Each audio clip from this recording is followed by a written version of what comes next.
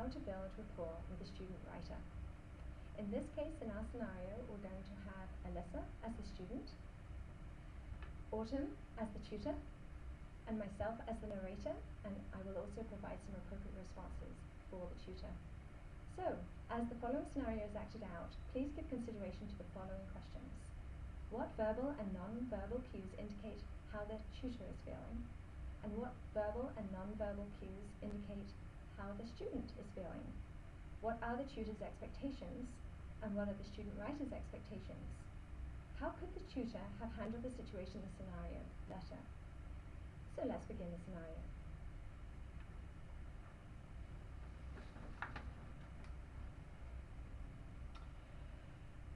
Wrong.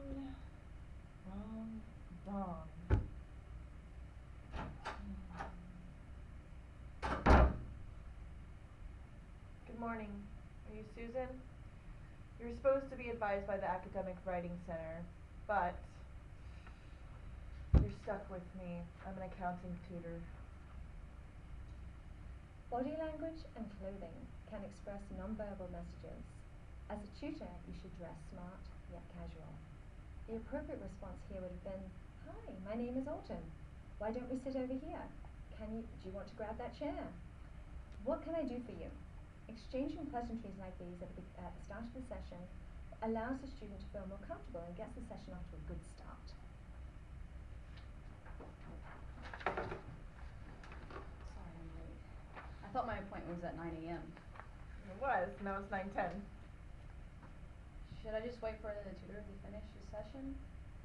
I had an hour reserved with another guy this morning. The Academic Writing Center is not at your beck and call. Anyway, I'm here, so what can I do for you? The Academic Success Center should try to accommodate students as well as they can. After all, this is why it exists. The student is the client. Without clients, the Academic Center cannot function. It is a customer service-based business. Well, I have this English lit paper, and I was really hoping to get some help. I gotta be on my last paper, and I really need to get an A on this one. I put a little bit more effort into it, and I think I could really do it this time.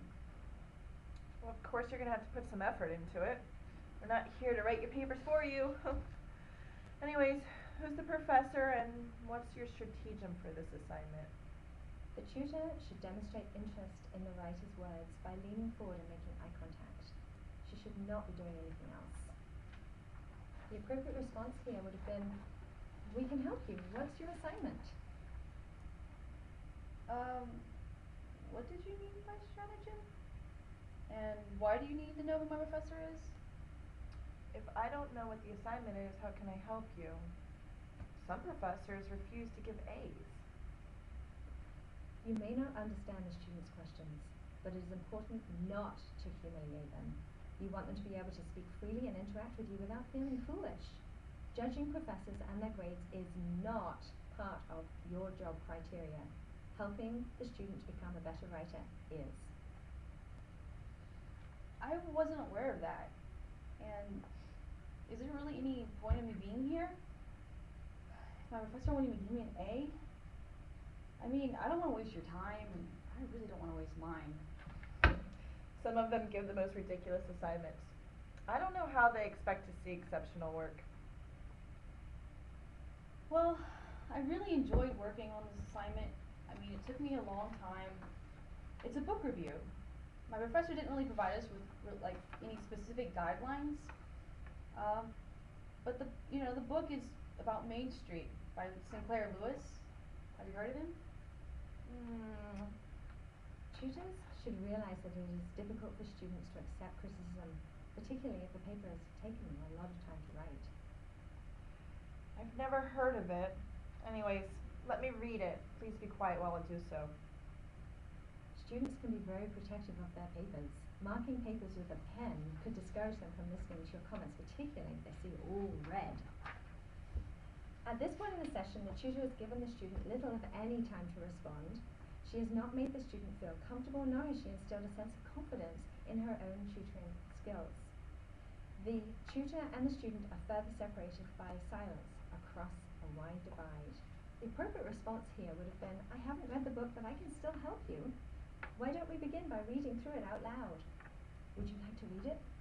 This would give me an opportunity to write down any questions that I might have on a separate piece of paper.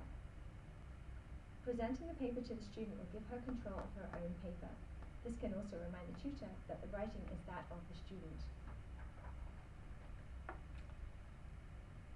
Obviously, you haven't written a book review before. Have you any idea what to include? Keep the negative condescending opinions to yourself. You can be positively critical using a caring and concerned tone. The appropriate tone and response here would have been, have you written a book review before? Do you know about some of the things you're supposed to include? Well, no, I mean, yes. What I mean is, I really haven't written a book review before, but I do know what you're supposed to include. I was supposed to evaluate a book, then provide evidence for why I like and this or don't like it. I think I'm supposed to add some quotes, examples to back up the ideas, right? Well, if you knew what you were supposed to do, why didn't you do it? Students may understand their assignment, but cannot organize their thoughts onto the page. The appropriate response of the tutor here would have been, can you explain some of the things about the book to me? What did you like about it and not like about it? Sometimes I think it helps to explain your thoughts out loud so that you can make an even clearer argument on the page.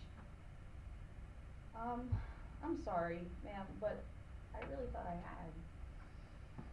It's probably better I haven't read the book. That way I can focus on your lower order concerns. Discussing the problems in a non-directed, unobtrusive way enables the student to learn. If the conversation is one-sided and tutor-directed, the student will not have the opportunity to find her own mistakes. Perhaps if I explained a little bit more about the book here, then you would understand why I've written my paper this way. Assessing the needs of the writer, setting the agenda, and determining a plan of action have to be jointly agreed upon by the tutor and the student at the beginning of the session. Remember, it is better to cover larger, more global concerns such as organization and content before concentrating on sentence structure and other lower order concerns. That's probably a good idea.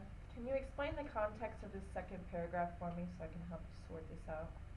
This is student-centered session, not tutor-centered. In this example, the tutor not being an active listener. The tutor sees the student's suggestion as valid but does not invite the student to expand upon her idea. The appropriate response here for the tutor would have been, I understand your frustration, but we can help each other. You'll have to explain a few things about the book to me, but I think this exercise will help you sort out your own ideas. Look, ma'am, I don't need you to sort out my ideas. I mean, some of them I think are pretty good. I want to keep some of them. I just really want you to see if it, transitions well, whether it flows. You haven't even asked me what I needed. I mean, isn't that what you're supposed to do? It's a tutoring service. I'm here to help you correct your problems. Oh. From the start, the tutor has not instilled a sense of confidence in the student. The rapport between tutor and student is accusatory and defensive. During the session, the student has even lost some confidence in her own writing skills. Finally, she directs this insecurity at the tutor who has created it and naturally questions the tutor's motives and lack of concern.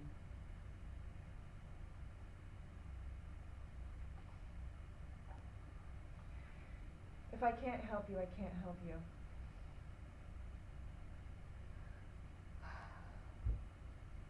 Well, I suppose I wasn't expecting such a critical analysis. I'm sorry, this is not going to work.